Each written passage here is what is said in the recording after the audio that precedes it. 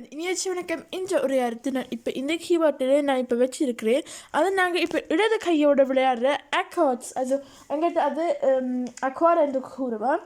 அதில் இப்போ சி இருக்கும், ஜி கப் இருக்கும், அப்போ தொடர்ச்சியாக இருக்கும். நான் இப்போ அதை ஒன்று உதாரணமாக நீங்கள் அக்கம் போட்டால் அப்போ நீங்கள் அதன் மூலமாக இதை அமுத்தினால் இப்போ இந்த விளையாடும் போது அது தானாகவே நிற்கும்.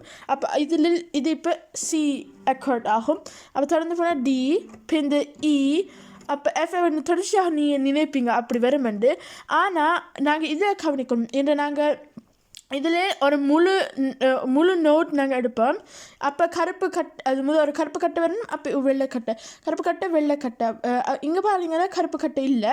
அப்போ அதனால் இதை கவனிக்கணும். அதெல்லாம் கவனித்து தான் இதை இப்போ நாங்கள் செய்யலாம். அப்போ உதாரணமாக நீங்கள் ஒரு விளையாடும் போது அப்போ நான் இப்போ ஸ்டார்ட் அமர்த்தினா அப்போ நான் சி அக்கௌண்ட்டை வச்சா அப்போ நீங்கள் நான் இப்போ ஒரு நான் இப்போ இந்த அடுத்ததுக்கு வந்தால் அப்போ நீங்கள் மாற்றலாம் நடக்குது. அப்போ நீங்கள் இங்கே பார்க்கலாம் சி என்றா இப்போ சி என்றா இப்போது மாற்றிட்டேன். அது அப்போ இஎம் அல்லது நான் இப்போ இங்கே மாற்றினா அது ஜி எப்படி அது நாங்கள் எடுக்கிறோம்டா ஒன்று எடுத்து அது அந்த சி என்றா இப்போ சியை எடுத்து அதை ஒரு கட்டை விட்டு இப்போ இது வந்து ஒரு கட்டை விட்டு இன்னொரு கட்டை வந்தால் அப்போ அது ஒரு சி அக்கௌண்ட். அப்படி தான் இதை வேலை செய்கிறது. உங்களுக்கு இப்படியான தகவல் தெரியுமா? அப்போ அது எனக்கு சொல்லுங்கள். நன்றி, வணக்கம்.